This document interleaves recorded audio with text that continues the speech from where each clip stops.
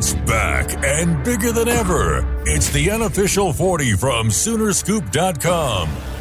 Now, here's the entire Sooner Scoop crew. Carrie, Josh, Eddie, and Bob.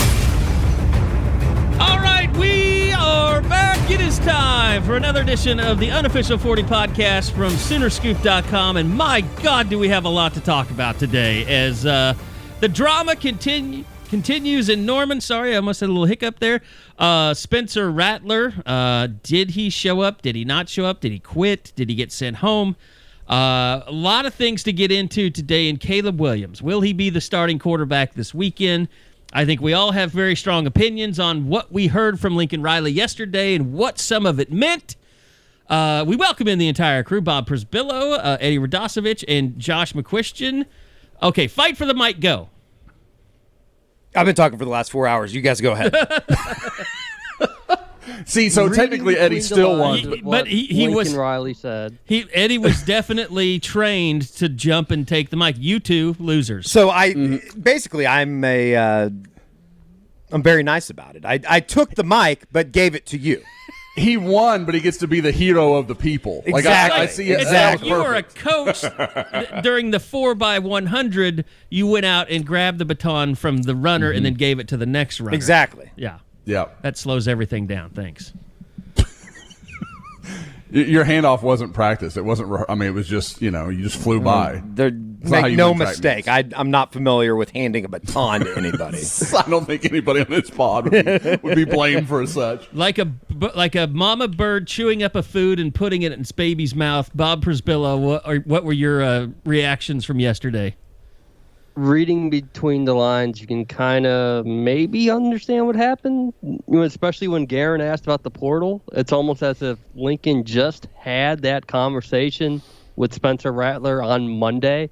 Like, this would make no sense and do you no good. And, if you need a day to think about it, that's fine. But you need to be here. We still need you. But Caleb is our guy, and you're just going to have to learn to accept that. Learn what Jalen Hurts went through. If if Jalen Hurts really did help Spencer Rattler in 2019, this is the time where that should show up. I have a pretty simple take on everything that went down yesterday, because you get this all these enraged people. They're like, Lincoln Riley, we want the truth. Tell us the truth. And you're not telling us the truth about what went down with Spencer Rattler. I don't know what that voice is. It's the first time I've ever used it. I think that's kind of like PFT's Pat Mahomes impersonation. But it's like, I don't care about that. Here's what we know. Spencer Rattler lost his job this weekend. And instead of wanting to get back out onto the practice field and prove he was the guy for the job and to compete for his job, he wasn't there. Like, even if Lincoln Riley is telling the absolute truth and says, I gave him the day off, what competitor worth their salt would just say, okay, I'll go home. I'm not going to go compete on the practice field today to win my job back. Take it a step further. What team captain would do that? Would just be like, okay, yeah, you're straight. I'll step out on a Monday after OU Texas. It's once again an indictment on Spencer Rattler's, I don't know, I'm not trying to say character, but his competitiveness. Leadership, competitiveness, everything. It encapsulates everything that we think we know. You went home. Who does that? Why would you? Even if they told you to go home, maybe you didn't. Maybe you quit. We don't know. Maybe you did quit, but you were not there on Monday, and there is no way that you're starting for this team on Saturday against TCU. Caleb Williams is the starter. We don't even have to ask the question. We don't have to have the debate. We don't have to put out the clickbait. Caleb Williams is starting on Saturday because Spencer Rattler, one way or another, chose not to show up on Monday and try and win his job back. I'm fired up today. You're still in radio mode. I like starting early. You're in radio mode still. But no, you're right. It encapsulates everything that I think we talked about in the postgame podcast, just as far as like the transferring of powers, if you will, in the quarterback room from Spencer Rattler to Caleb Williams. I think it encapsulates everything that we've kind of seen on the field and off the field, but still on the field, on the sidelines. And let's stop there real quick. And because your Sights and Sounds, we put it on YouTube. By the way, go check out the YouTube page. Over 2,000 followers we picked up over this last couple of weeks since we started the Isaiah Thomas show. Eddie put his Sights and Sounds up, and I think you blew a lot of minds. Sooner Scoop subscribers forever have known about Sights and Sounds. They're fantastic. One of the best things that we do on the site. One of the biggest things that, about us is Scoop HD and our man Eddie Radosevich. Before he was an influencer, he was a cameraman, ladies and gentlemen. I know that's hard to believe.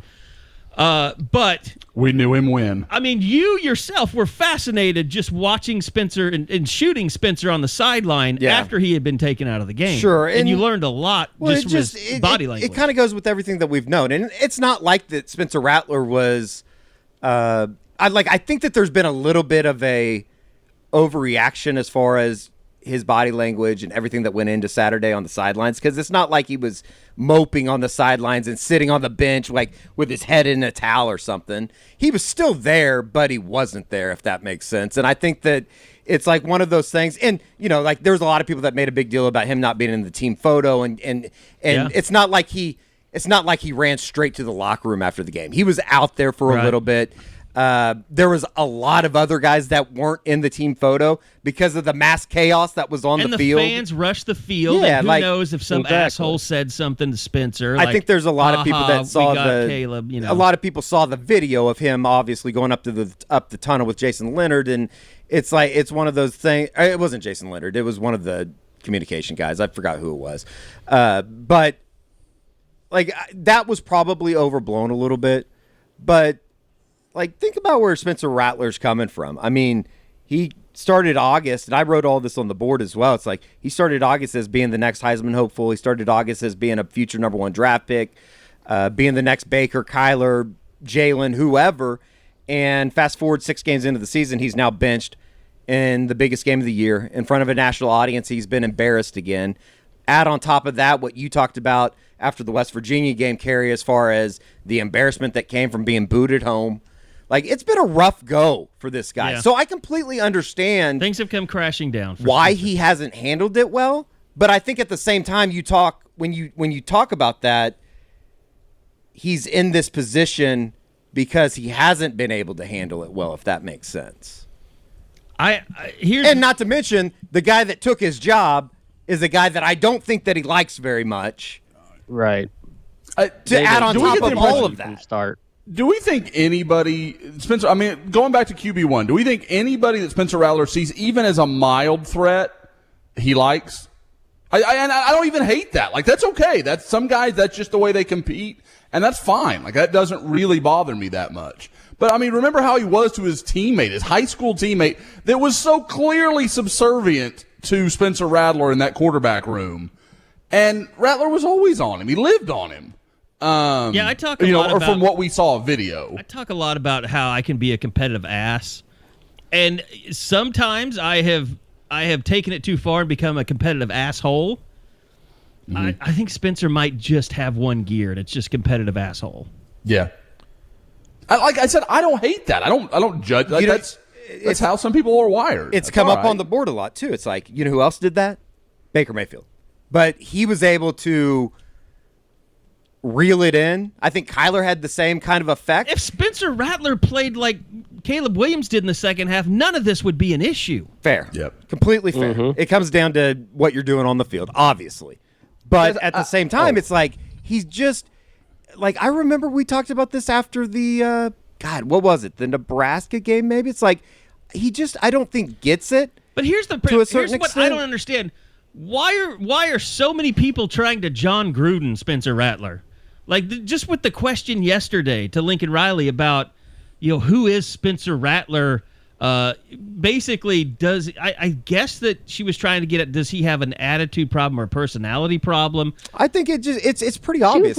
She's representing the students. Yeah. Of what they see. He's just not very well liked by the student body. It's just exactly. point blank so simple. Weird. I think that he has had What was his answer after Kansas State? You said the true fans are on the road. He said they were the students. section. Yeah. There's that too. Don't you get the feeling that he's there's done it to himself at times? Right, Bob? Don't you think that there's a little bit of a he just kind of he looks down on everybody, and I think that there's a very condescending, like "F you, I'm Spencer Rattler" type attitude, and it's like, bro, you haven't. I know that you've won 13 games in a row as the starter, but you haven't really accomplished a whole lot, if that makes sense. I think it's. But I he think has. I think it's a combination of things, and I think that we have a name, image, likeness lesson from the whole releasing your own image line to start things out before you've ever lived up to the billing, lived up to the hype. Like, yeah. Selling T-shirts with your own brand on it, getting a diamond necklace with your own brand on it, it separated him from the University of Oklahoma right from the beginning, and I didn't like it. Like, I didn't know how that would play out, but the first time I saw it, I've talked about this before, I was just like, ooh, that doesn't look good. Like, it just... The logo or the actions? I'm kidding. I mean... I know what you mean. Yeah, I mean, it just... But I think that's the thing. It's like... And he said something about, I want to do stuff for charity, but you don't see him doing anything for charity. Almost like there's a lot of talk behind. He just, not talk as far as like. It's kind of like if anybody that's a fan of Silicon Valley. I don't know if any of you guys watch that. I watched the first season. But like how every tech giant was like, we want to save the world. We want to make the world a better place while they're raising billions of dollars in VC funding. Right. It's kind of like that. It's like, it's just a bunch of bullshit that you say that doesn't really mean anything. Yeah. No. Bottom line is, and we talked about it on the postgame pod, Bob, we talked about it on the way home from Dallas. It's point blank simple. It's like you saw the way that they played, the way that this team responded when Caleb Williams hit the field. And it, like, I can't put into words what that feeling was inside the stadium. And maybe I'm just caught up in the moment, but it's like, you could feel it in the press box, too. 38-20 at halftime, and there was optimism galore because they knew Caleb was going to come out. It's like, okay, we spotted you an 18-point lead, but we're not going to turn the ball over, and we're going to make something happen. And as crazy as it is, it's like even the defensive side of the football fed off of Caleb Williams coming into the game.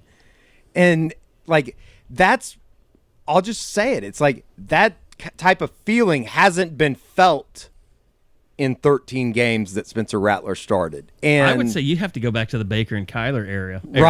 Right. It's just like I can't put my finger on exactly what it is, but there is a sense of belief, and there's a sense of, like, I think that it's an electricity. I talked to somebody earlier this week, and it's like Lincoln Riley doesn't have to tell us who the starter is because his teammates told us who the starter of this team is. Yeah. On Saturday. Makes sense. By the way that they played, by the way that they just like, and I didn't really notice it a whole lot, and like I'm sure that somebody could go back and look at all the video evidence that is out there and tell me otherwise. But one of my buddies brought this up to me. It's like, go back and look at the first half when Spencer Rattler gets knocked down. See if any players go help him up. It's like a mad rush when Caleb Williams gets knocked down for those guys to go help him up. Well, and who was the first person to comfort Kennedy Brooks after he thought he fumbled? Technically, it was Jeremiah Hall, but Caleb Williams is right there. Yeah. And it's just like small stuff like that, and I think it's easier to look back on it in hindsight, but it's like, yeah, it's telling. And you mentioned like him going and getting in the defensive huddle. Before OU gets the ball back in the fourth quarter, the drive that they could have put it away before Texas scored, when they're up 48-41, like Caleb Williams, I have video. I'll put it on the board in the podcast thread. Like he's over in the middle of the defensive huddle talking to guys. Guys, I've never seen Spencer Rattler do that. It's just they rallied around him. There's team rallied around. There's Caleb something Williams. that Caleb Williams gets as far as a competitor, a leader, whatever you want to call it, and maybe even goes back all the way to the way that he put together the summit. Yeah. Like he just has an innate ability to rally guys behind him, and when a team is struggling like Oklahoma has been. Did you say innate? What did I say? I don't know. I think he got stuck between innate and a knack. Like well, that's a new word that we're using around here. A knack is fine with me. Let's go with innate. Let's go with a Nate. Guys, I survived a tornado this morning. It's been a rough morning. Was it that close to you? Yeah, it's like on 23rd Street. I had to wait before I went into the radio station this morning. Yeah, we were doing wall-to-wall weather coverage. Yeah. Our show started late. Yeah, we had to carry the local coverage or whatever. It was weird. But yeah, it's like there is something about Caleb Williams. And like here's my super conspiracy theory as far as like Lincoln Riley breaking down with Holly Rowe. Not breaking down, but he got choked up talking about it after the game. Like it's almost like in the back of Lincoln's mind he knew that this needed to happen, but he couldn't pull the trigger. And now that he has this, you know what else is just to. like a chef's kiss deal on Caleb Williams and him being the guy is everybody, like Holly Rowe put out that tweet about, sorry, I wanted to interview Caleb Williams, but Lincoln Riley wouldn't let me. And then, of course, on the board, a lot of people were mad at Holly Rowe for tweeting that. But you had a lot of national people that were like, can Lincoln Riley really afford to have this policy with NIL in place? And Lincoln was asked about it. Wrote about it. Did he? Yeah. Okay. It was someone at Yahoo wrote about it first, I think. Yeah, Pete a lot Thamel? of different outlets picked up on it Sunday. But, I mean, it was a legitimate question, and Lincoln was asked about it, and you could tell he didn't really feel comfortable addressing it, or he didn't really have a good answer for it. Guys, one thing that I get stuck on is I think people struggle to relate to Spencer Rattler in the situation. Like, I can kind of get in the heat of the moment how he wasn't really that engaged. Like, he just, everything seemed off on Saturday after the game, since the game. Everything has probably not been handled the way he might have hoped he would handle it. Sure. I can kind of get that. Like, it's all happened very fast. Like, I understand all of that. At the same time, my problem, it sounds like it's the student's problem, it's a lot of people's problem, is this narrative that he's like, oh, he's a team captain and he's a leader. What have we ever seen that supports that? Like, I mean, and I know there's all sorts of practices we don't see, and I mean, again, some of that is it's certainly not our choosing. We'd love to be at practice. We'd love to have that different view. And I think that's what that student reporter was asking yesterday. There's so much of Spencer Rattler we don't get to see. What are we not seeing? Because what we do see, I don't see anything that adds up to this guy that we always hear about that's the leader and he's the rah-rah guy and he's picking us up. Eddie, you're there on the sidelines. Do you ever recall seeing anything like that? I sure have never seen it on TV.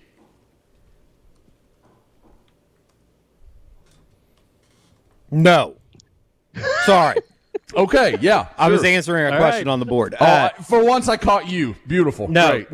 no. I mean, there has been something strange the entire year, and I think that it is, I don't know. We'll see on Saturday if this is like a Kickstarter to the, like what feels like, and I think, Carrie, you kind of branded it as like a rebirth of the Oklahoma football team. Or a reset. A reset. But, like, I am very fascinated to see, like, if there is a belief in, like, oh, okay, like, this is how good we can play as far as Oklahoma defensively coming forward.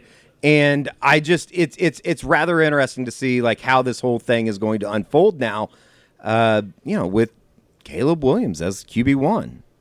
Well, you could see, like, Rattler's always a team guy when things are going well, but think about that interception. He's immediately, I don't want to say pouting, but you can see, like, he's letting you know it wasn't his fault on that interception. He said, no, like, Stogner, you ran the wrong route. You're making me look bad. At least that's how it comes off. No doubt about it. It just, I don't know how you guys feel about it, and Carrie and I have talked about it. I posted it on the board, but like now, as far as like moving forward, now that Caleb is the starter, I think that we all kind of agree on that. It's going to be super interesting to me because I think that this is like the most monumental moment in Spencer Rattler's, not just football career, but his life. And I don't want to get like too deep on that, but how he handles this is going to be super fascinating to see. And I think that Riley kind of talked about it as you insinuated, Bob, on Tuesday at the press conference, quitting or running away from this situation is certainly not the right way to do it, in my opinion. I know that, like, the way that, and I don't want to get, like, just real super deep on this, but, like, I know the way that I was raised, my parents would just absolutely not allow me to do something like that.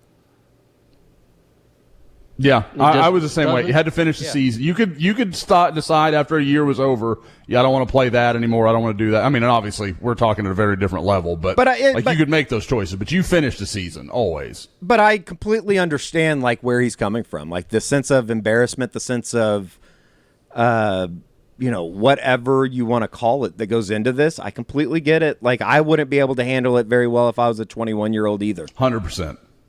Yep. So that's what I thought it was a huge point that he finished with the 2-point convert. That's the last moment of him, is the 2-point thing they did with Drake, but didn't seem like it carried over much. It's still, I give him a lot of credit for that. Like Riley's right. That would have been easy for him to not show. It wasn't the single most important play, like Lincoln was saying, but it was huge to see that he could just come in at a moment's notice and deliver like that. But now it almost like, I don't know. It kind of like the competitive nature. It's like, why wouldn't that be his attitude come Monday? It's like, all right, I shook off what I did poorly Saturday. I'm ready to get back to it and be the guy that everyone thought that I could be. Yeah. He could have. You come out Monday. God, guys, Josh, maybe he knew. Josh, excuse me for a second. Eric Bailey texted me, no availability today. It is canceled. Sorry, Josh. No, you're. If we want to go, I like a live reaction. If we want to go full peek behind the curtain, Carrie's currently on the phone, so I have kind of taken the reins here. Okay. Good. This is obviously, for those that don't know, this must be stemming from yesterday's report by the OU Daily, who flat out admitted they watched practice and counted the number of reps, the first team reps between Caleb Williams and Spencer Rattler, and watched who they were throwing it to. And technically it's not against anything. It just obviously has ruffled a few feathers, and I joked with you guys yesterday, right? I think Zoom's going to be canceled Wednesday. If I just got off the phone, so yeah, we're apprised of the situation from Mr. Bailey. Unbelievable. Mr. Bailey sent me a text. So here's what I can tell you. You guys are. This is how everything goes down. This is a nice peek behind the curtain, folks. Oh, that I have to leave the pod to take a phone call, and then the email comes out. No, just how everything gets out. So so let me try and catch up with where you guys are. We have plenty of time to do the pod now, by the way, guys. Yes, put the feet up. Put the feet up. Stay a while. Glass half full, people. Yeah. So what happened, and Eddie knows this. I've actually talked. I want to make sure I get titles right and everything here. So I just received a phone call explaining exactly what has happened. So yesterday, if you hadn't heard, the OU Daily had published a story after overlooking practice, I assume from the journalism school, which is adjacent to the practice field, where they had kept track of who was getting the most snaps and had published that Caleb Williams was taking the majority of reps with the starters. It upset the administration, Lincoln Riley, everyone greatly. And as a result of that, not Lincoln Riley's call, by the way. So the guy that has called him names, I'm here to defend Lincoln Riley. This was not his decision. This came from above. So above the football department. So it's unbelievable. I know that Bob Stoops in the past has got upset. I mean, after the Austin Kendall thing, when the internal media screwed us all.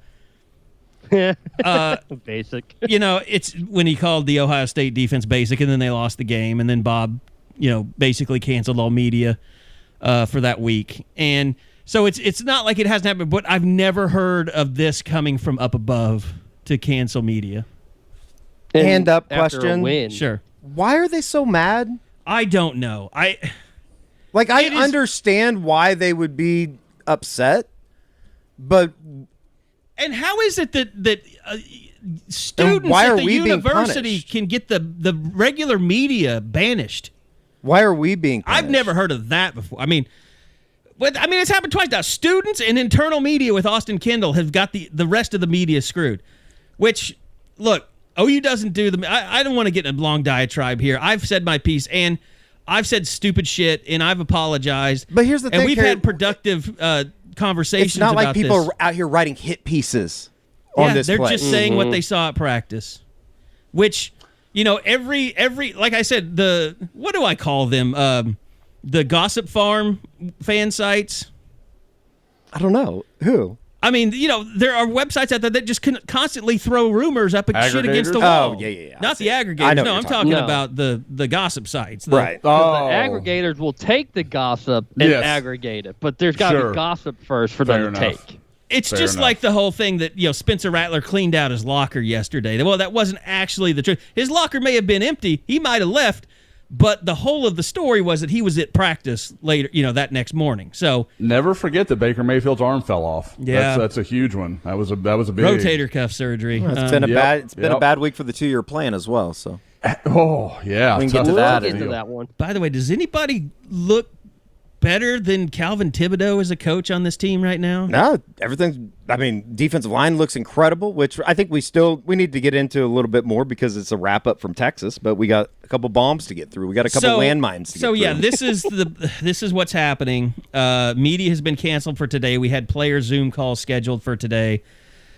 In reaction to the OU Daily publishing practice reps yesterday. I wonder if Lincoln gets canceled tomorrow too. I don't want to talk about that on the pod because I had private discussions about that as well. So I'll tell you afterwards. So basically, the administration has said media doesn't deserve to have media because of what the OU Daily did yesterday, which, as you guys are saying, we all know who's going to be the starter. Anybody with a brain that can just put 2 and 2 together. I mean, I know I get in trouble for my read between the lines posts on the message boards, but read between the lines, people. Spencer Rattler did not show up for practice on Monday. Either he was sent away or he just didn't show up. It So was he's driving- not going to start on Saturday. It was driving me crazy on Tuesday that people are still like, I wonder who's going to be the starter. Come on, because guys. people keep writing on, guys. headlines with Come on. YouTube Let's videos stay up. and all that. Yeah, I mean, Let's stay up to date on this. Come on. it's like, this is why you scoop. We this know. is why you're a scooper, We- because we tell you the shit that's not. We're not trying to get clicks out of everything. We're telling you what's going on. We're helping you read between the lines. My final piece on because I think we have covered the Rattler thing pretty in depth as far as what we think's happening behind the scenes, what we think's happening with him, all that other stuff.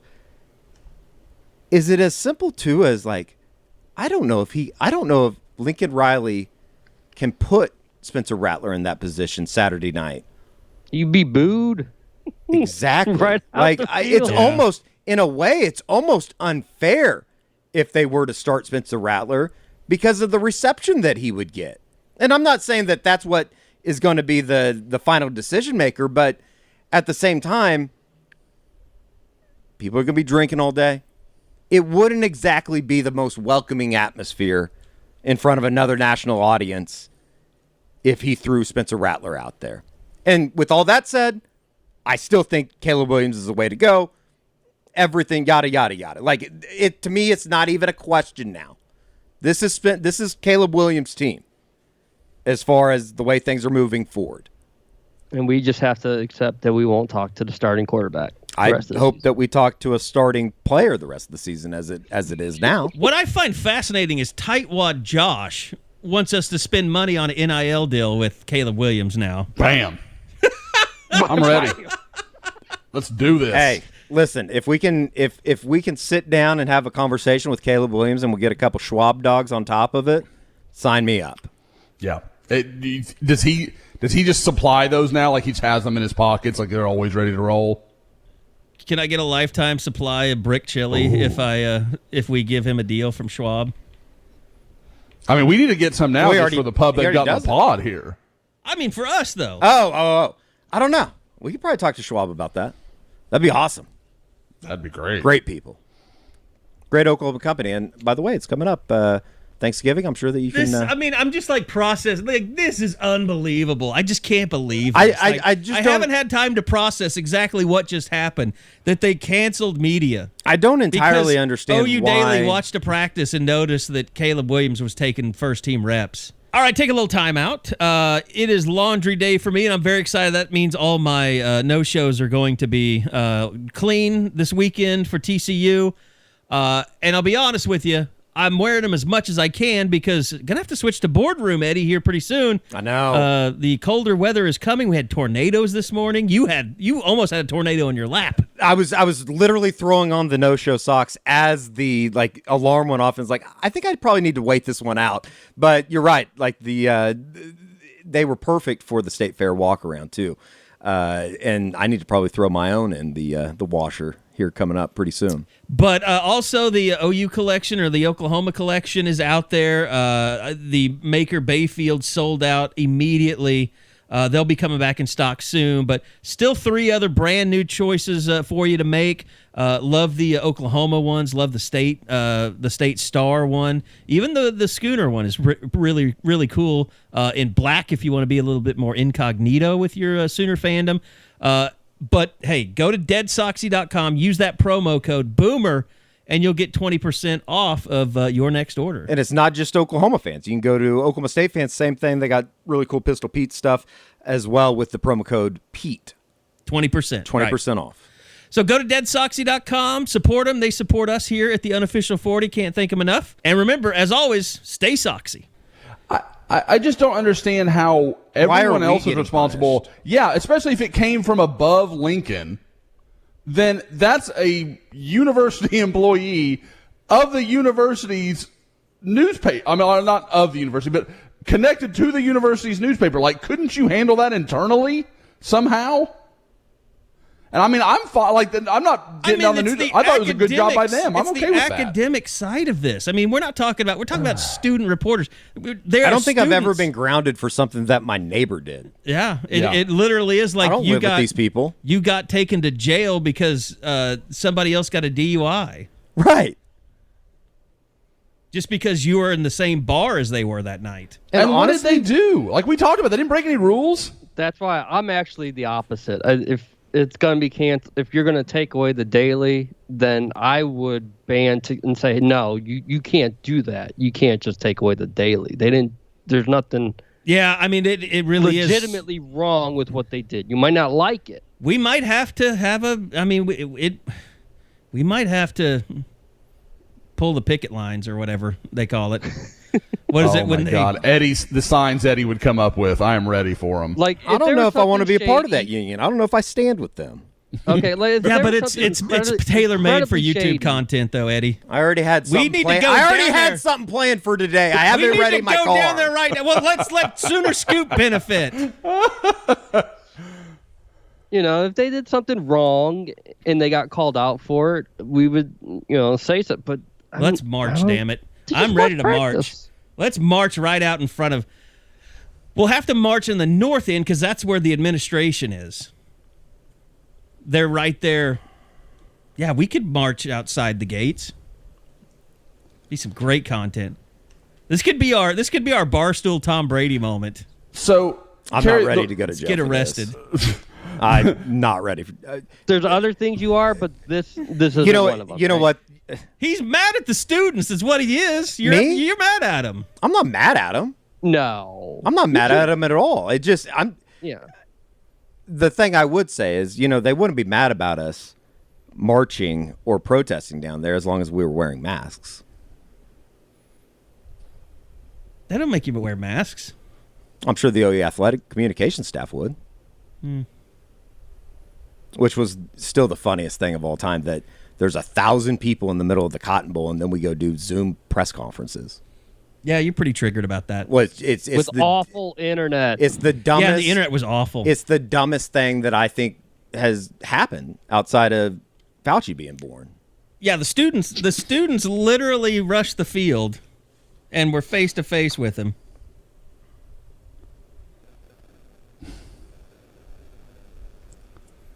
I just typed, somehow my phone was transcribing everything that I was saying to Jason Kersey. So, Carrie, I want to ask, when this phone call, whoever you spoke to, it was acknowledged that this was in direct response, or was it just assumed? I mean, I understand. I don't want to get into the details because I was told not to give out details. Gotcha. I was just told that it came from above Lincoln Riley. Okay. Which I think we know. We're not stupid. We know where. And read between the lines. Yeah. I mean, I got a call from Seth Prince this morning. I mean, he's in charge of all this stuff. And he just wanted to talk things over and get my opinion on things because he knows that I've been doing this for a long time. And I said this to the beat last night. Like, and I'm sure Eddie doesn't agree with me, but I don't really blame the kids for doing it. Like, no, let me clear the air. I am not mad at the Daily at all. I'm mad at the situation that we're being punished for something that they did. Yeah, all they're doing stupid. is, and in reality, all they're doing is reporting on their classmates. Well, and it's not like that they put out a bunch of clickbait either. I thought it was a pretty good report. It is reporting. It's journalism. What? There's a lot of talented people on the beat that are going to spend today putting in FOI requests probably in response to this. I mean, maybe we should do that. It's just, you're asking for a fight that you don't want. I guess I don't understand the ideology behind saying we're mad about this because you caught us with our pants down, so we're going to punish you for it. That's kind of the way I look at it. Yeah. Mm-hmm. Agreed. But here's the deal. I mean, to be mad about it would to suggest that they did something that they were explicitly told not to do. Sure. I don't think anybody has. There has not been a lot of communication between sports information and the media because of everything being Zoom and not seeing each other in person, not just being able to have small conversations here and there. Like we kind of have it's almost like a board, I would call it, 4 or 5 of us that talk to Mike Houck all the time to, hey, who would you guys like to see this week for interviews? And every Sunday or Monday, you guys, I know, I hit you up and say, hey, who do you guys want this week? Because I need to tell Houck and he's going to go to Lincoln and they'll set it all up. So there is communication, but for kids, students, just kind of junior reporters or guys that aren't really, haven't been on the beat for a long time, they get no guidance as to what is wrong and what is right. Like, this is off limits. You only get that when you're actually on the beat and covering practices and going down there and talking to people and actually, spending time walking through practice or by practice. These kids have no idea that putting that out there would have caused this big of a storm. I still don't understand. So what is what's the athletic department or the football program's reaction to all this? Are they going to start practicing indoors every day? I just feel like it's an overreaction to something that a lot of people already knew, that Caleb Williams was going to be the quarterback. Are we really in bigger picture? Are they really protecting Spencer Rattler this much? In a way, is that not a reaction to But here's the thing: let the kid fucking grow up. Here's the thing: I don't think this is about Lincoln Riley or the football program at all. I think this is that how every one of us have been a student at OU. Sure. You know how heavy-handed the administration can be sometimes with student matters when things get out of hand. Sure. Or fraternities. I mean, the crap that you guys have to go through if you screw up. No, I get it, but that was kind of under they're treating us and I don't know how it is now, but Carrie, that was kind of under the old regime. That was kind of what I always thought was the a boring thing. Yeah, to be honest with you, I don't know. It's a bad look. It is. It's a fight that you're not going to win. It seems petty. Yep. You can't win the fight. And honestly, if you're upset about it from a football level, all you've done is verify that report. And some students who pissed you off. Now you have the biggest podcast in Oklahoma sitting here talking about it for 30 minutes, just calling you, dummies. saying how bad you look. Like, is that really worth? Like, I said the same thing to Seth Prince when I was talking about it. You have to determine if the juice is worth the squeeze. Like, always. Is this worth the squeeze? Is the juice on this worth the squeeze by the administration? And I get it. There's going to be a lot of people out there that are going to say, well, the media is just bitching because that's what they always do. Yeah, because they're trained to say the media sucks. And, you know, God forbid that any of this is like a distraction. I don't think it would be. But, you know, everyone that's out there saying, oh, the media sucks, they deserve what they can get, guess what? You got a little morsel yesterday, a little tiny morsel that doesn't really mean a whole lot, just that Caleb Williams was getting first-team reps, which you saw that and you're like, oh, shit, that's cool. Like, that's good information. And guess what? The administration says, we don't care about good information. We don't want you to have any of that stuff, so we're going to punish the people that give you information. And it kind of reinforces an idea, and I'm not saying that we believe it or that we're throwing it out there, that there's a lot of protecting the brand out there as far as people being told what not to say. Guess what? You protected the brand for months, and your offense was shit. Yeah. So, you know, what did all the secrecy really gain you? It gained you a quarterback that didn't make the jump that everybody expected him to make, so you had to go to another quarterback. that landed them all in this. That's crazy, man. That's crazy. And again, there's I'm not real-time reaction to everything. And again, that's me ripping on Lincoln for a secrecy. He's not the one that's canceling all this stuff. I don't even think he had a say in it. But hey, we don't have to end at 11:45 now. We probably couldn't have. with that segment included. Yeah, we're 44 minutes into this. What'd you think about the defense in the second half? But no, seriously, like I literally had a drink of water that is now on my computer screen. By the way, you know what they can't do? They can't do shit about the Isaiah Thomas show. Yeah, that is true. Why? Because we NIL'd him, Carrie. Our colleague. Oh, I like that. Our colleague. Yeah, I like it.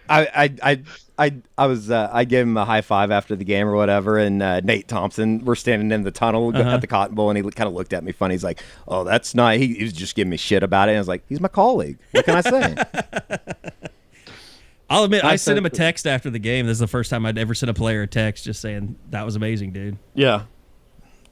It's crazy. It's just like, you know what? I don't feel bad about it. No. I don't.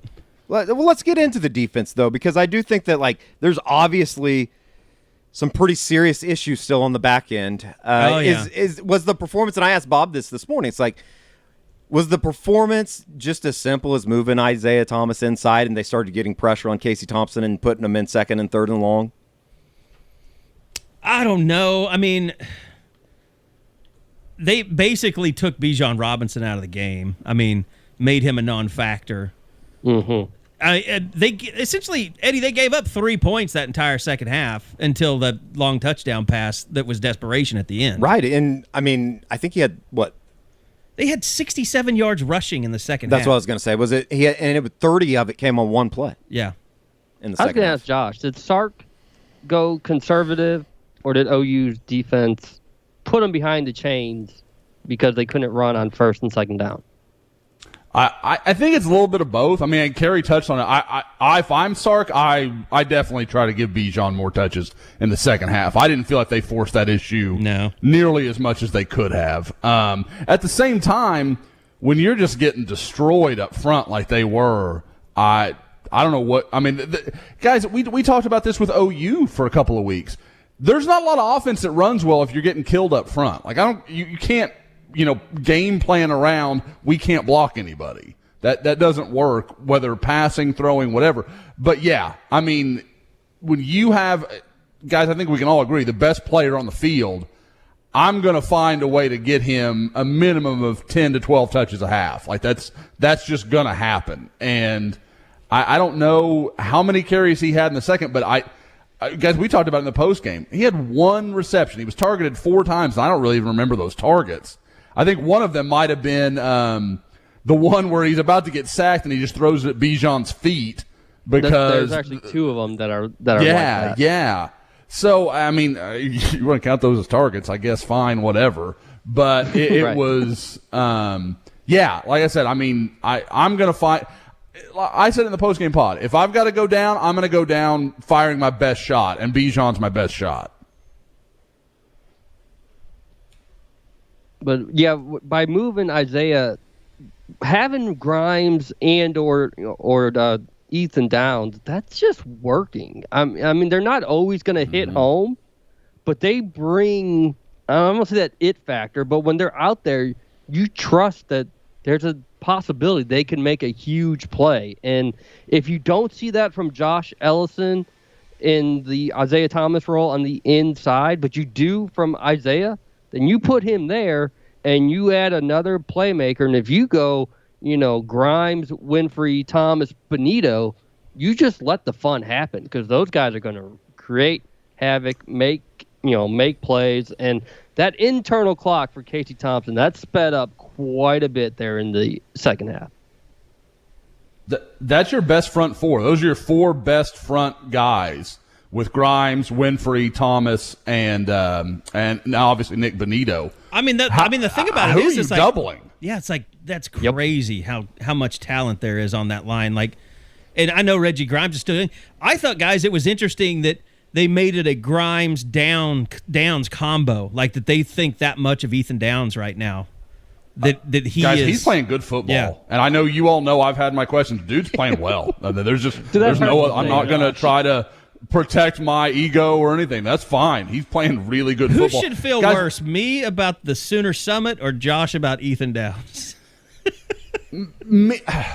I would say me because, A, he's an Oklahoma kid. Like, I've been watching his tape since he was a sophomore, and I always thought he was talented. I just didn't see the production. Now, I could argue that hasn't really come around yet, but I think that's gonna happen. I don't think that's it's something's wrong. Like, it hasn't happened yet. I don't think that's indicative of what the future holds. What I loved about, and I guarantee what the coaches love, guys, on the Bijan Robinson long touchdown run, the only good thing OU did on that was their run down the field where Ethan Downs and Josh Ellison tracked that 40 yards. Unbelievable the effort that they put in on that play.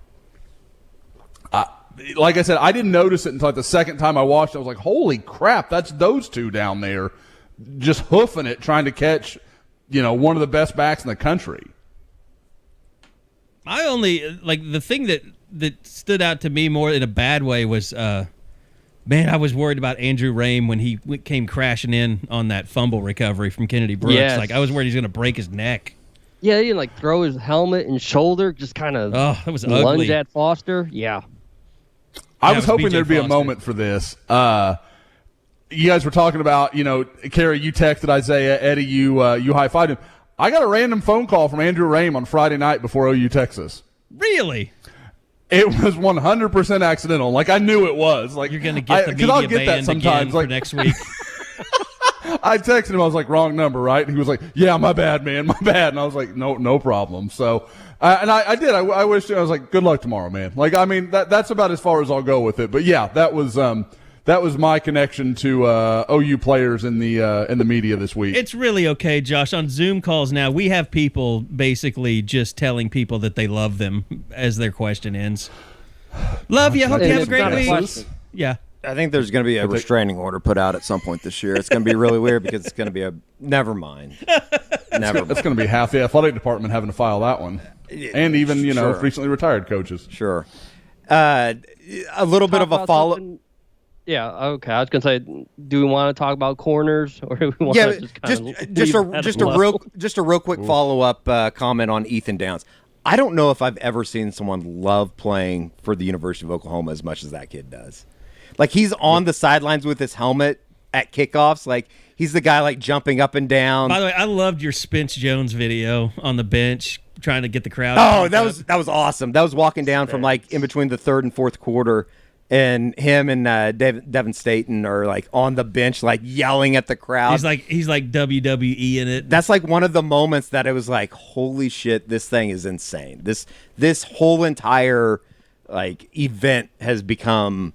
something even bigger the than it really band is. jumping up and down and the fans. I mean, it was a very jump around moment with it. Dude, it was crazy. I've literally never we've talked about it on the board and we've talked about it obviously through sights and sounds and all that kind of stuff. But the moment from like the 25-ish real-time minutes in between the touchdown to tie it, the 3rd and 19, with the 2-point conversion, then the Caleb Kelly strip, then the Kennedy Brooks touchdown to give him the lead.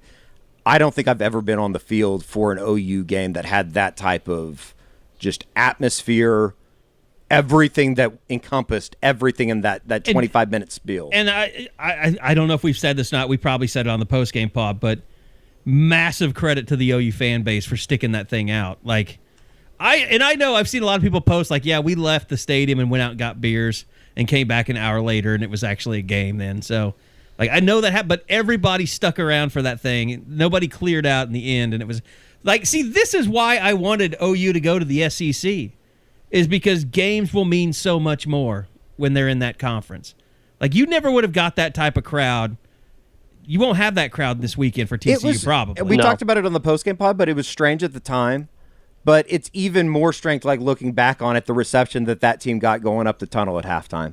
They were down by 18, and the entire OU crowd was like, let's go. Let's go. Basically, you got this. Yeah. It's just, and it's easy to say it now that they won, and it makes for like kind of a Hallmark movie. But I don't know. I've heard people say it before, and I usually roll my eyes at it. But I think that the fans played definitely a certain role in that comeback. It was just incredible. And you mentioned that like 20-minute real-time period. It's all in the OU end zone. No doubt about it. Every single play. No doubt about it. Ends up there. Yeah, Texas like louder and louder. Sark said something after the game. It was like playing a road game. They couldn't get out of that hole back there. It's crazy. But yeah, cornerbacks. It certainly sounds like there's going to be some changes coming this week. I'm hearing some similar things. We had Justin Harrington. You had Woody Washington. Like, you felt like they were 5-6 deep. I know. And after Saturday, you feel it's Latrell McCutcheon and DJ Graham. And what else do I got? Well, Graham played every single snap. Well, I'm just trying to go through my head here. Who are you going to move? I think they're going to move Billy. Well, I was getting ready to say that. Because he's the only one that makes sense. I mean, you're not moving Jeremiah Cradell. He can't even play at nickel right now. He's got to get healthy. Yeah, I mean, that's another thing. I don't think that Jeremiah Cradell is going to be seeing the football field anytime soon. By the way, can I there's something about the game that I don't understand that everybody loved, and this is the olds. This is me being an olds. Oh, God, here we go. Is it the Fox? No. Okay. I don't know where the that thing came from. I mean... That was weird. Well, the funny thing was on TV, Chris Fowler was talking about it and expecting the cameramen to jump to it, and they never did. It was real quick. It was like in and out. I didn't even really get a good shot of it. I was on the other end of the field, though. Here's what I don't understand. What was the Marvin Mims touchdown celebration with Braden Willis? Yes. What is that supposed to be? I don't think it was anything. I think it was like a spontaneous combustion of energy that just like came out of his body at one time. I have to ask Isaiah about this tonight. Like, because the players were like, somehow someone else had come up with that, because I saw Perry on, and maybe it was Nick or something, basically saying they stole that from us. So what the hell is it? Oh, is it like I don't know something? If you want to take credit for having it.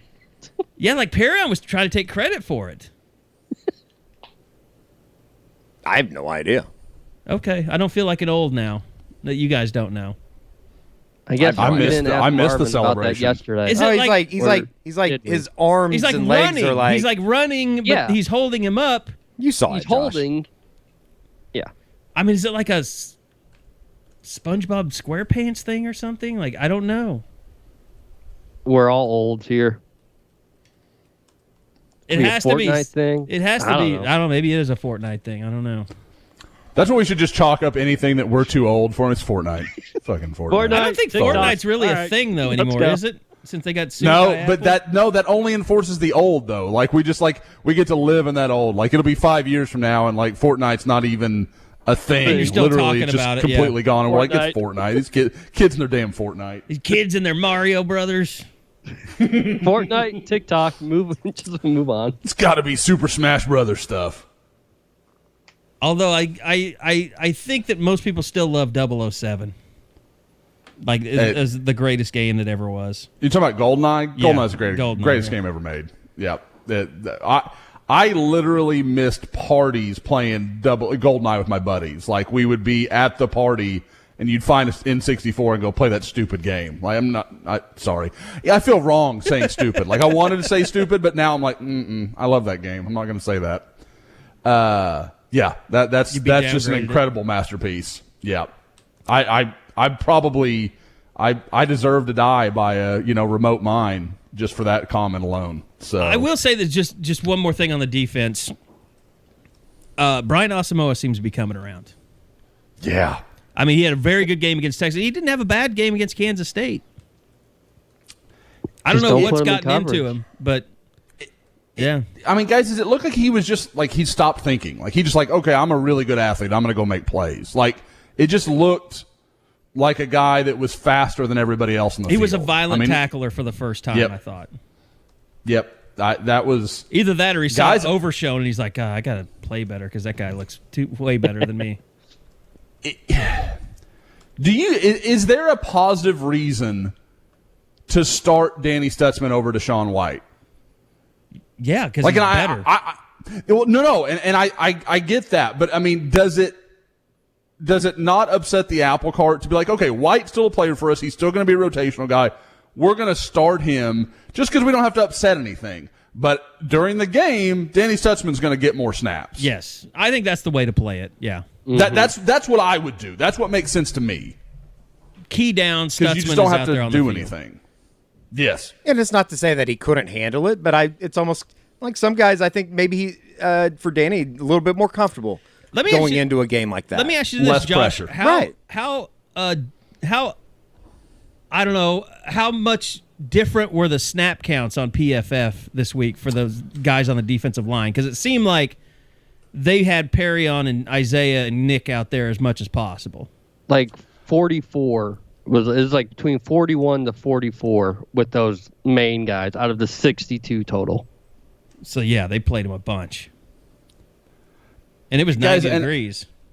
Yeah, one of the stranger things and somebody, I can't remember who brought it up on the board, but was like, yeah, I don't know that, because I had DJ Graham in my Hot 11. They were like, well, he got beat on a couple plays. I'm like, he played 62. Like, sometimes people lose perspective of that. Like, yeah, he had Fields 3 bad plays out of 62. Played every snap.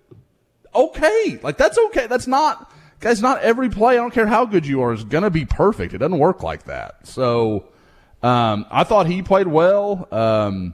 Some of these PFF grades this week were weird. Like Jeremiah Hall was in the 60s. I thought Jeremiah Hall played a great game. Jordan Kelly was the 5th highest guy on the defense. Danny Stutzman was in the mid to low 60s. I really just use their snap count. Yep. I don't even look at their grades now. Yeah, sometimes Nick Benito was an 84. Don't add up. Yeah, Just doesn't. It's a great base. It's kind of what we've always said. Great basis for kind of getting an idea of things, but unless you really know what is being executed out there or what is being asked of every player, it's hard to grade somebody. Sure. I think, Josh, you've said that. I mean, that's no, it's damn near impossible. There's no doubt. I mean, but like I said, guys, for me, Benito on Saturday was pretty close to what was it, 2015 or 2016 Oboe, when he was just dead on his feet chasing Sam Ehlinger around in that second half when Texas was just tackling him toward the end of that game where he was trying to, I think it was it 16? Was it 29-23 game? 17. Okay. Yeah, Baker. So, but yeah, I mean, just, yeah, exactly. So I thought it was a performance on that level, and I don't know, like, I don't feel like I had trouble putting Kennedy Brooks as my number 1 over Benito, but I mean, I get it. Like, Brooks had an incredible game, and I think he deserved to be number 1, but I thought Benito was that good on Saturday. I don't think any player has gone from where Nick Benito has gone to in the last 3 years to where he is now for me on defense. Like, I'm trying to think of the last person that just shocked me athletically from 1 year to the next. And really over 2 years. But, I mean, I look at him and I'm just like, holy shit, that guy is good. Like, indescribably athletic. Yeah. Oh, Texas, I mean, watching those poor tackles try and meet him on the corner, Nick would just dip the shoulder and it was over. Like, I mean, they had no chance to block him anytime Casey Thompson dropped, more than like a step. Like, yeah, he was creating too much of an easy angle for Benito to run around. Unlike Stryker, he has size. Unlike Obo, he might not have like the reach that Obo had, but athletically, he's much more kind of what you look for, just like prototypical. He's more fluid than Obo was. Like pure explosion, I think Obo could hold with him, but like changing directions and some of that stuff, Obo couldn't move like Nick does. Like I said, I thought he was. He's up there. I mean, how long has it been since you would say OU's got one of the 3 or 4 best pass rushers in the country? I mean, him, Will Anderson. I mean, it just does not take long to call the roll of the guys that are on that level. And I would put Benito up there with Anderson from Alabama, who's an absolute monster. All right. Speaking of absolute monsters, anything team-wise you want to throw in there before we? I was just going to say we got to talk to Bill for the first time in 7 years yesterday. Oh yeah. Just Bill Bedenbaugh, just as far as like summary highlights of what he said, inconsistencies. This O-line's biggest problem. It seems like they took a step forward on Saturday. Obviously, when you rush for 339 yards. What was that, Bob? I love the Tyrese Robinson answer because it explains so much. As far as like going with calls and stuff like that? Yep. If Tyrese and Marquise Hayes, that's who I got to assume. They're seeing something different than Rame, but Rame is calling something. You got to go with what Rame is saying. And that, I was like, okay, all right, that might add up to what was happening during the first 3-4 games. Long story short on Andrew Rame, though, I think that they feel like he's going to be excellent one day. It's just a little bit of a work in progress right now, and it's pretty obvious. I mean, you're throwing a guy in there to make a bunch of decisions and make a bunch of calls and checks and stuff like that just hasn't played a whole lot. I thought it was kind of interesting, too, that he pointed out that, like, Creed did go through a redshirt year. Creed did learn from a bunch of really good guys, and it's not that Creed didn't, hand down the knowledge to Andrew Rame, but it's a little bit different. It's a little bit different. He learned from a Joe Moore award-winning offensive line. Right. I mean, Rame does. And I was kind of I was interested because, to see just what his reaction was, like, how's he doing? And it was basically kind of like he's not there yet, And, right. And I think that was, not that I expect Bill, of all people, to come out and say he's better than you. Like, him coming out for Tyrese is basically what, like, Gabe Eichert and Josh has talked about. Like, even when he had all the penalties, he was still one of the best offensive linemen on the field that day. And, I think you had the highlight, or you were showing, I can't remember, there was a guy that was tweeting. There's a guy that, it's not Cole Kubelik, but it's another guy that tweets about offensive line stuff. I think you or Josh were like, hey, I'll take this every time. It's like Tyrese Robinson just completely turns a guy inside, flips his shoulders, and like that's a sign. That's a good sign for this group. Josh, I know you listened to the Bill Bedenbaugh stuff. Did you have any like major takeaways from anything that he said? No. I mean, I thought it was interesting, and he highlighted Eric Swinson, and I know that's a guy we've bagged on plenty. Look, if Eric he plays guard, left. Yeah, if he's playing guard, I don't think anybody should have a problem there. Agreed. He could do that, no problem. But guys, we talk on this pod all the time about how much harder it is than most people understand to move left and right. But to do left tackle and right guard, I mean, the same game, different feet, different responsibility. That's hard. Like I don't know that that's gotten its due for. That is a tricky damn thing to do. And guys, he was the left tackle on Caleb Williams' touchdown run. I mean, he was the guy that kind of sealed that in. And aside from Caleb Williams making a really nice move when I mentioned Jeremiah Hall. I thought he had a good game. He missed one on that run. Guy got inside of him, and Williams kind of sidesteps him and goes around. But it was a nice block from Swenson. The whole line really did a pretty nice job on that play. Is Swenson being held together by tape? Bill said he couldn't be in his stance to start the second half. Maybe we can get him a Gorilla Glue sponsorship or something.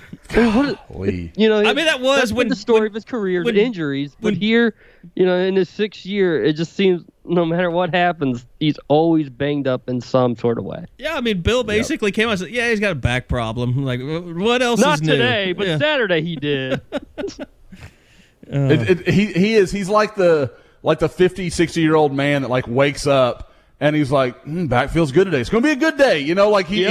He wakes up and finds out what his day will be. You just imagine it's like the beginning of the movie Major League when Jake Taylor gets out of bed for the first time. Yes, that's it. At least you could have said you were with the Yankees. Oh, man. Okay, moving on. Huge recruiting news yesterday. As Josh, I know this is. I was trying to explain it to my radio brethren this morning, like all his dad and the church and all this and all the craziness that went on with Gabe Dindy, and College Station. But this has been quite a turn. And I know you felt confident recently that it was going to be Oklahoma, but it's got to be one of those recruiting stories that you're just kind of glad to see finally come to a completion. Yeah, any time when I have to, I guess, kind of be the river and the rock and the stream, like where I'm the one that's like, no, just take a step, take a beat here. That's scary. It's always scary territory because you just know that if you get it wrong, everybody's gonna be like, well, you're an idiot. I mean, I hate to bring it up again. Bryce Foster, same way. Everybody's like, oh, you're crazy. And that one, I have to eat for all eternity. I'll never not hear about Bryce Foster. But at the same time, with this one, it was just like, man, there was such a strong relationship. And he talked about it yesterday during his announcement. I mean, it went so far back. He'd really built a bond with Calvin Thibodeau and Lincoln Riley and Alex Grinch. He just knew the whole staff. And his family, there was a lot of familiarity. And he's right. Like people will try to turn this into, oh, well, he just went there because his parents went there. And that's not what played out. This was his decision, but there's no question. The people that thought, oh, his dad's going to want him at Texas A&M or he's going to push him that way, it's not what played out. Like his dad was going to let him do, and his mom as well, were going to let him do whatever he wanted to do. He chose Oklahoma because that's a school. And guys, part of my forecast long ago was, early in Gabe's recruitment, he would talk about how much, he grew up liking Oklahoma. Like it was a school he thought about playing for when he was a kid. And that stuff's not easily overcome. It happens, it does. But usually you guys follow their heart. They just do. Now they'll explain other reasons why that happened, but that's usually what happens. And obviously didn't hurt that apparently he made his decision, kind of his final choice, over the weekend. Well, I mean, got to watch OU's defensive line just decimate Texas. Like it's not a bad moment in time. Now, he also saw A&M beat Alabama, so, who knows where he comes out on that. But yeah, this is one I was definitely glad to be done with and kind of be like, it's fine. You guys sometimes you just got to ride out the storm a little bit. Well, and there's still one more big one getting ready to pop. What do we got? What was the date here? The Monday. 13th? So Monday. Another, well, not saying pop for OU, just saying another big commitment that will send some shockwaves through, well, at least this part of the country. Yeah. Gentry Williams, top 10 corner in the country, guy from Booker T that OU's been in on since, late in his freshman year of high school. I mean, he's been a guy that everybody knew was special from the word go. And kind of like what I was just talking about with Gabe Dindy, a guy that has always been very honest and open.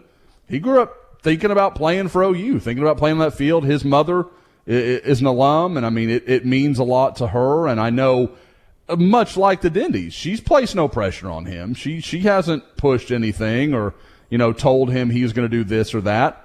and Gentry's been, pretty open to what other schools had to say. I think he really worked hard to do so and to hear what, Florida had to say, or USC, or, Arkansas, or any of these other schools that have been involved with him.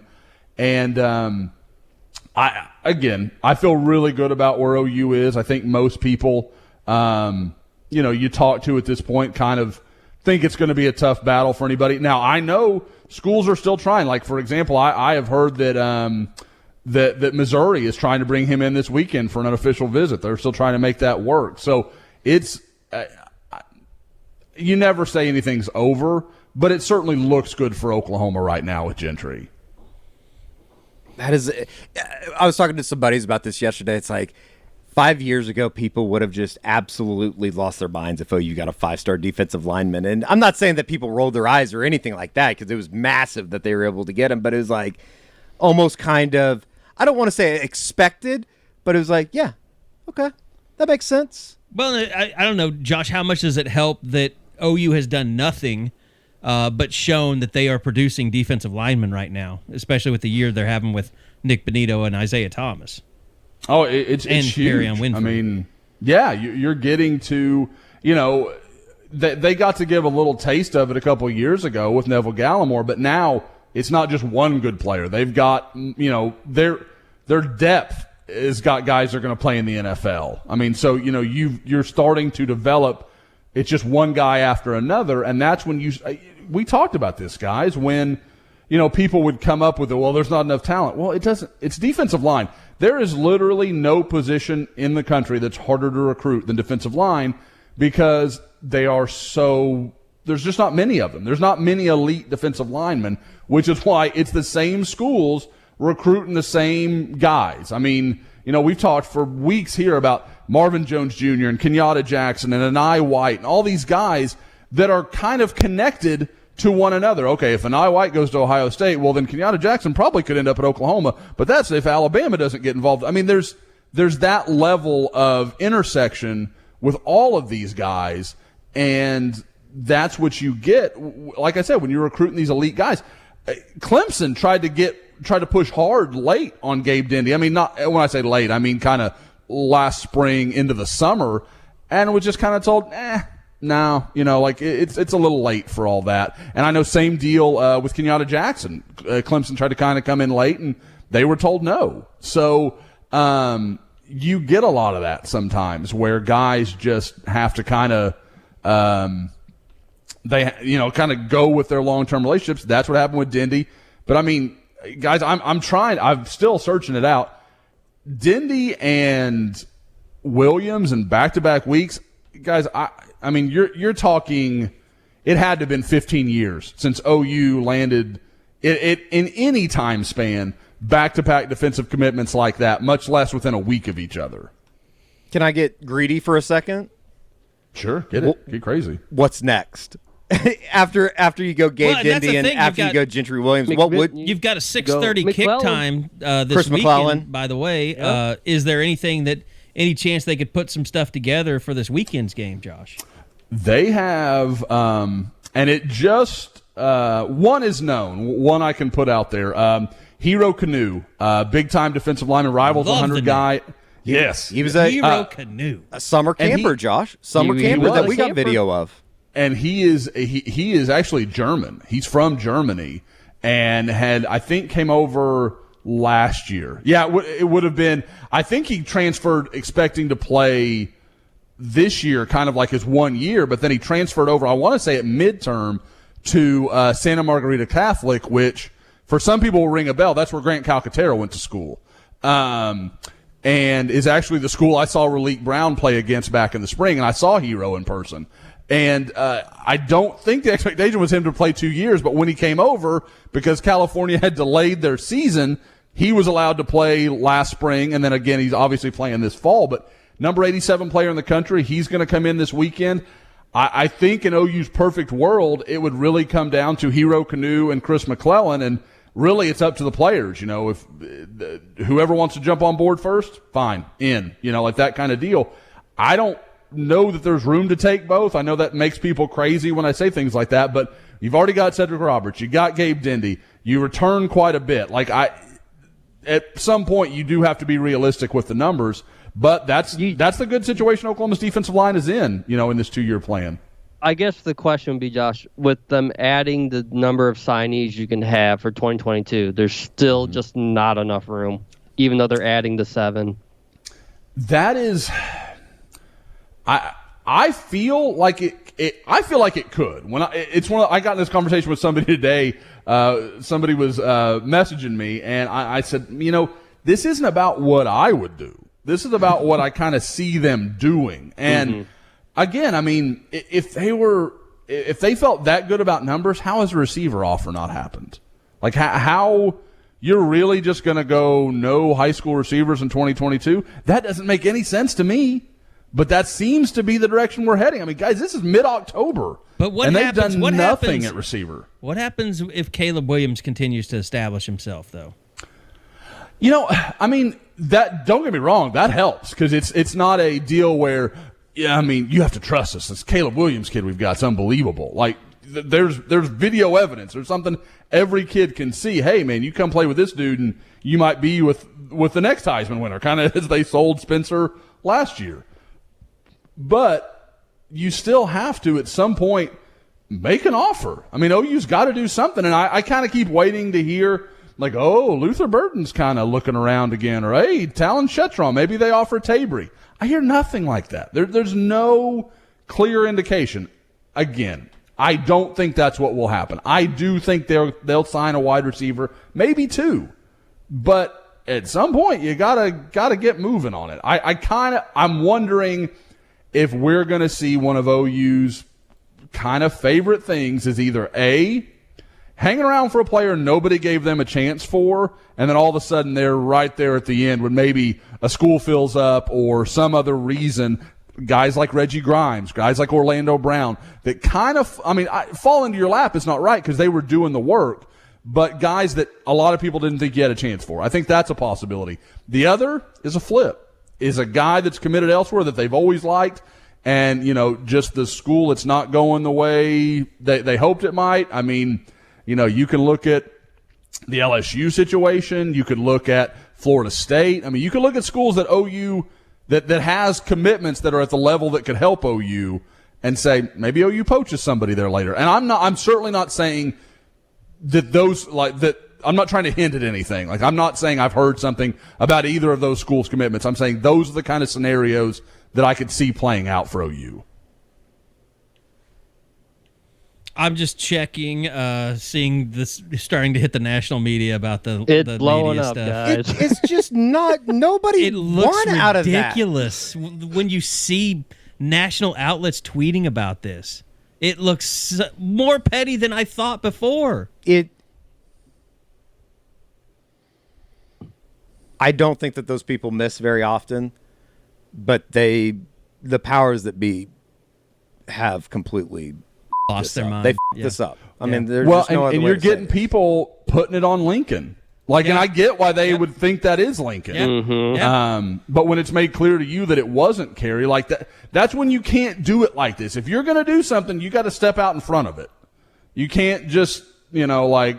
And I feel bad because I've already had my spat with Lincoln, and I mean, like, even when they were, it's like now people, every time something like this happens, they're like, Kerry was right. Lincoln's a jerk. Hey, I don't want you to know. I definitely don't always think you're right, and you definitely are a jerk. Pretty wild. And it's only going to get amplified. I mean, Reddit's talking about it. Now you're getting national football reporters that are putting it out there. Like Ian Rappaport's talking about it. This is the last thing Sorry, that Josh. was probably on. Wouldn't know. Yeah, we'll let you know. Yeah, you're blocked. We'll let you know if he says anything of note. Probably not. But, like, this is just one of those things. It's like, how...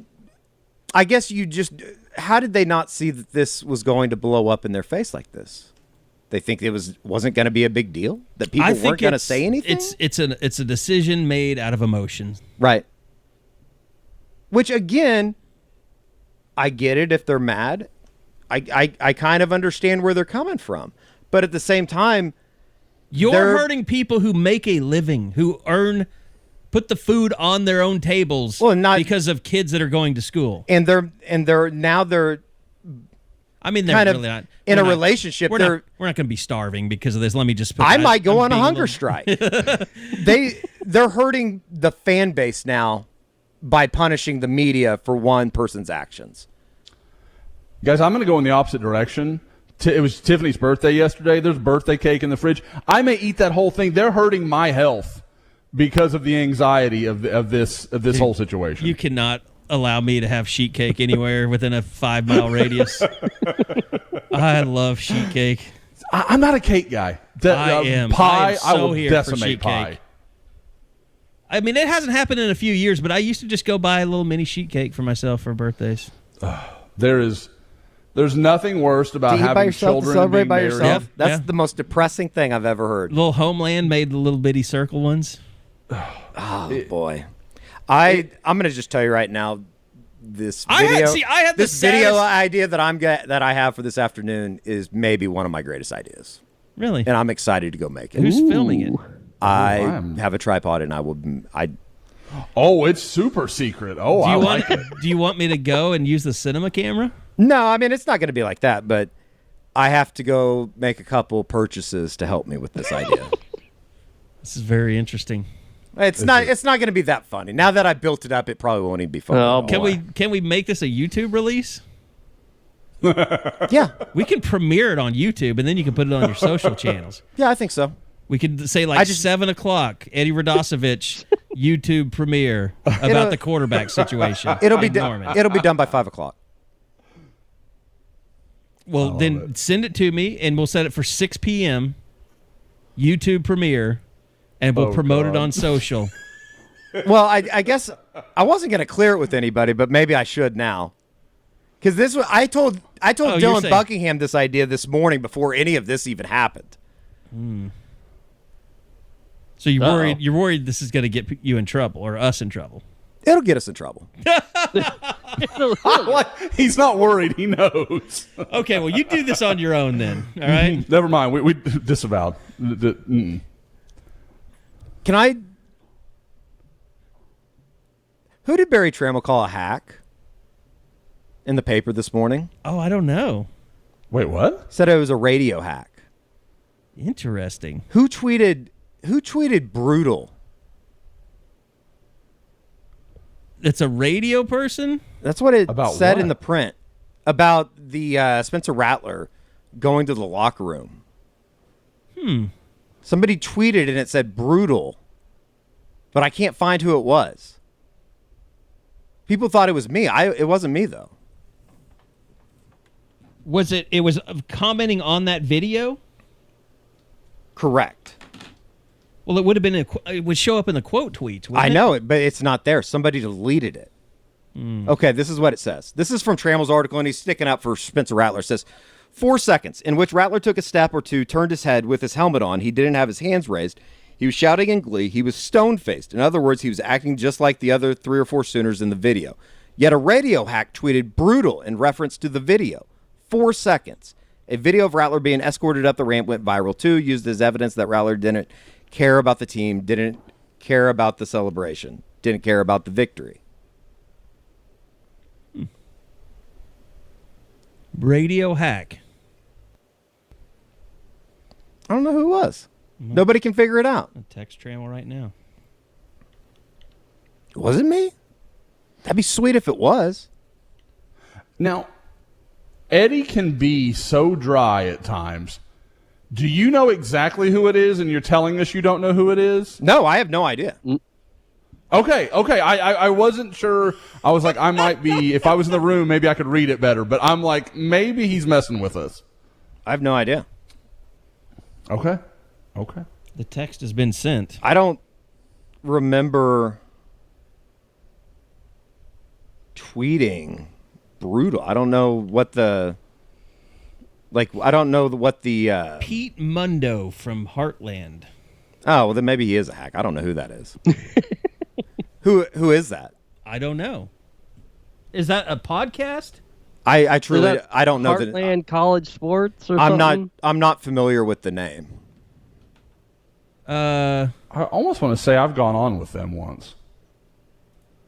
Not that I mean. It says I'm a owner big of old whore. Heartland_CS Heartland College Sports. Mm-hmm.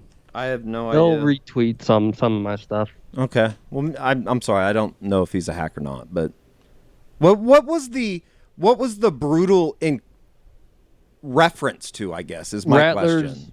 reaction, probably. To what? Right? Oh, to just the game in general. Like being stone-faced or something?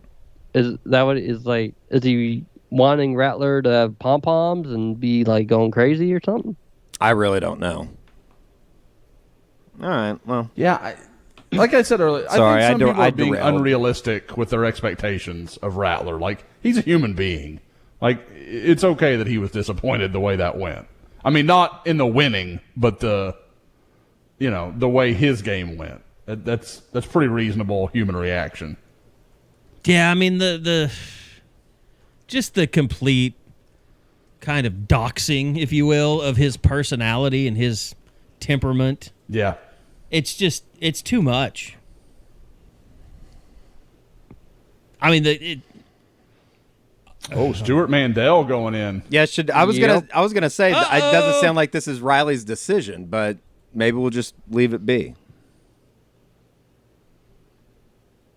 Maybe Carrie should do it. Like, that can be our olive branch. PFF College has gone in on it. Pro Football Focus College. Breaking. And they're attributing this to Carson, which is fine. Yeah, you got the email. You put it out.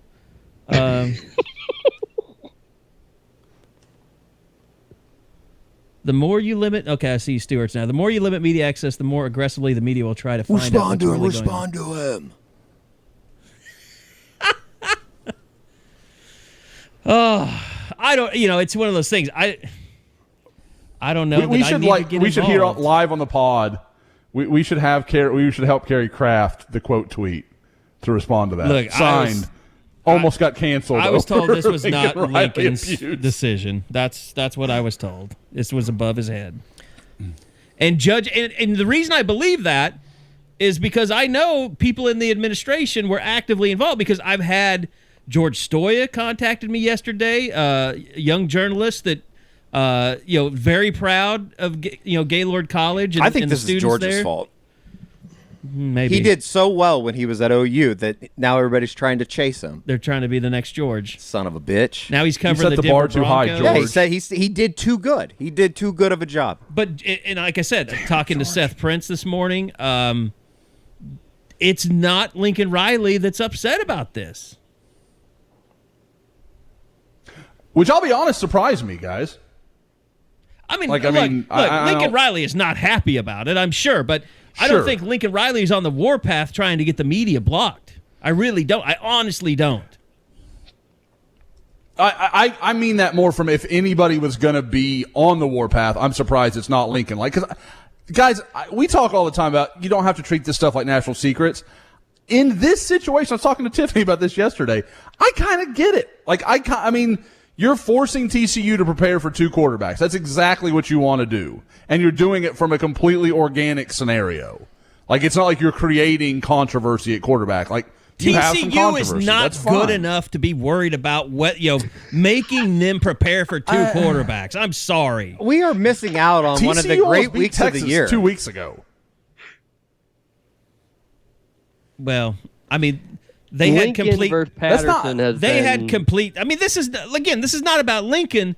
This isn't about preparing, being secretive, whatever. This is just an overreaction by people above Lincoln Riley to the student newspaper. Agreed. I mean, trying to I'm just saying, like, extract in a this pound of situation, I can flesh from understand it. People that had nothing to do with it. I mean, it's like, what do they think they're doing? Like, oh, we're going to embarrass the Daily so much that, like, do they think that they're hurting their future prospects by punishing the media so everyone's going to hate the OU Daily and think, oh, they're never going to get a job in this market? See, and this is the thing. It's like every person that has commented about all this, It's all the media sucks, I'm sure. coaches are so weirdly paranoid. Lincoln Riley checks that box today. Lincoln Riley. It's everybody thinks it's Lincoln Riley, which he's kind of built this monster in a way to where everybody automatically thinks it's him because of the way that he does treat the media sometimes. going back to CeeDee Lamb in 2019. Yeah, I mean, there's no question. Some of this is self-done. Yeah, I mean, the piling on is for everything that people have been upset about in the past. Yep. And Mandel, even though he's wrong about it being on Riley, this is what happens. If you make it harder and harder and harder, people are going to go to greater extremes to find information. Like I said, if you're locking out things that are completely reasonable to release, like I don't know. Like, I just don't understand. The CeeDee Lamb thing a few years ago, fine, keep that quiet. But keep it quiet to the TV guys? What difference are they going to make? Baylor's going to know. By the way, just so you know, Isaiah's more than willing to do the show. He doesn't care. Good. Well, bam. Make sure that you're subscribed. And what's the word that YouTube uses? Not subscribe. Is it subscribed? Yeah. Well, you need to hit the bell for the notification. The notification. I keep forgetting what that's called. I think it's smash the like button. Subscribe. Yeah. I don't know. You smash Josh something. knew that way too well. Oh, dude. Lainey. Your daughters, my girls are YouTube God. Addicts. Mm-hmm. I can only imagine. It's insane. Yeah. Now, I want to be clear so that I don't lose any Father of the Year points. They only get 30 minutes a night, but we revel in our 30 minutes of YouTube. We need to work on, making them like toy reviewers or something. Those kids make millions. Oh my God. No, believe me, we have had that discussion. That is something that we very, very much are interested in. Oh, really? Maybe Dad more than the girls, but wow. for sure. You got the camera equipment. That's what I'm like, Tiffany, we could do this. We could totally do this. She's like, I don't feel comfortable with that. I'm like, that's not what's important here. It's not about their safety. It's about the money. We can retire. Exactly. You know me, Carrie. I will sell myself for anything. Well, it's going to be an interesting week of non-media because it's just, Well, maybe we should get back together and we'll do another podcast at some point because... I'm not going to be surprised if we all of a sudden have an emergency Zoom interview session tomorrow with players. The way this is going right now. Yeah, and which would make them look even worse. Like you're right. It's an emotional decision that has backfired. I don't understand how you get to that decision, I guess. No, we will have a full notebook with Bill Bedenbaugh tomorrow. That people will read now since there's no one else to talk to. Well, you also have a podcast. You have an Isaiah Thomas show, which, I don't know, Isaiah's been pretty good about getting into stuff. I mean, it'll be interesting to see what he has to say, if he wants to say anything about this tonight. So, I don't know. I'll see how much I can get out of the guy. So, should be interesting. But I think we're done here because we have nothing else to do. I guess that'll give me time to prep for the show tonight. And by the way, the offices have opened. Beautiful. Cool. Bob, you're welcome to come down. Yes, courtesy absolutely. of my mom, the coffee machine is already there and varied degrees of coffee. I think we've got the donut shop, McCafe. I think there's the Cinnabon is in there. So, we got a large selection. You do have to have a key to the bathroom, though. They're very protective of the bathroom. All right. And our neighbors are the Sooner Club, which is interesting. I kind of got, are you lost, sir? Yesterday. Like, no. Get out of my office. No, you should. Should you really be here? Is that entire building, that whole cracked thing, is that the entire thing? We got the whole thing. Whew. Nice. So, yeah, looking forward to it. My office is in the basement, though. I got put down there for some reason. We got to figure out, like, work areas and all that stuff because it's mostly just production stuff. Podcast room. I'm excited. It's going to be awesome. It's going to be a lot of work. I've ordered 2,000 feet of Ethernet, bulk Ethernet cable that I've got to string. So, oh dear God! Why are you? Oh dear God! I have to do all the work. That just sounds awful. I've done it once already in my house, so it's. I know you're rapping, but I just kind of wanted to get. There is another defensive Rivals 100 official visitor that is uncommitted coming in this weekend. A name that I don't think I've talked about on the board in probably 2 or 3 months. So it's kind of out of left field. So it's in Woke. If anybody wants to get on the board, check it out. It's an interesting little turn of events. Did you ever get your Dead Soxy, Josh? I did not, actually. It's probably because they sold out of everything before they could send it to you. Yeah, seriously. They had it all like allotted, and then they went to fill the little basket for me, and it was just gone. They're like, no, we can't give the Maker Bay Fields to Josh. We sold these already. They're spoken for. I get it completely. Sell them. Much better than giving them away free. I get it. They are still not back in stock, by the way, but they will be soon. So, hey, guys, appreciate it. Look, and just to say, we don't care. I mean, in the end, it's something for us to talk to. It's not going to end Sooner Scoop as we know it, that media is canceled. I would just transcribing today. I would just prefer that, OU had a more level head about this stuff because it's going to make them look bad. And maybe it's only bad in media circles and the fans won't care. But the whole thing it's ridiculous. And I'm not going to scold anyone over this. I just think the decision was short-sighted. And unfortunately, Lincoln's going to take the brunt of the blow for this. And I really don't think it was his fault. So that's why I feel bad about it. So we're just trying to get an invite to the new house. Yeah, exactly. Lincoln's new house. Yeah. Maybe get him to stop by the studio every once in a while. Yeah, come on now. Thank everybody for listening, and don't forget to check out the Isaiah Thomas Show on YouTube. Go subscribe. That certainly helps us out. Over 2,000 subscribers just in the last couple of days. It's been fantastic, the turnout. We appreciate you guys. Also, the Eskridge Lexus postgame podcast will be coming up late, but we'll get that puppy up for you. So looking forward to TCU coming up as well. Zach Evans might play or he might not play. Depends on if he can put his cell phone away. Same with Max Duggan. Oh, you think North Shore's head coach is going to ban him from the game again? Yeah, maybe so. We were talking about that this morning. It's like, you know what? That coach might have been an idiot. You're going to ban the best player on the team? But I guess he also was in and out of trouble all year too, wasn't he, Josh? Part of it. That was I think that kind of just came to it was more like a last straw kind of thing. Exactly. Speaking of coming to a head, and I don't know why this just came up, because I thought about it in the hotel stuff. The TikTok of the OU players on Tinder. Have you guys seen that? On Tinder, it's hilarious. There's a thread on the board about it, but Josh Ellison trying to slide into these girls' DMs at the team hotel Friday night before OU Texas is hilarious. It is absolute gold. Need to be focused on the game. All right. Thanks, everybody, for listening. We'll see you next week once again on the Unofficial 40 podcast from Soonerscoop.com.